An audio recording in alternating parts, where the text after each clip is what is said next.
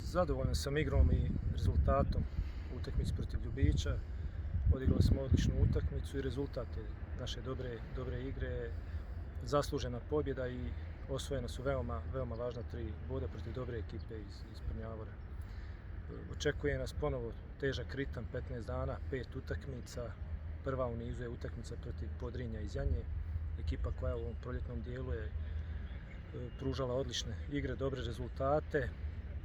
Ekipa koja je jako kompaktna, jako čvrsta. Vidjeli smo u zadnje 2 utakmice da su izgubili neke neplanirane bodove. Mi smo u dobrom nizu, dobroj formi, dobroj atmosferi i svakako da još jedna jako bitna utakmica za nas i očekujem da nastavimo u istom ritmu. Očekujem dobru igru, maksimalnu motivisanost, maksimalnu ozbiljnost i novu pobjedu, nove bodove.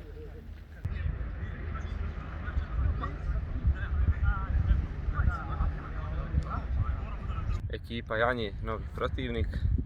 Poslije 2 vezane pobjede očekuje nas domaća utakmica u kojoj će ekipa dati svoj maksimum da ostvarimo sva 3 boda.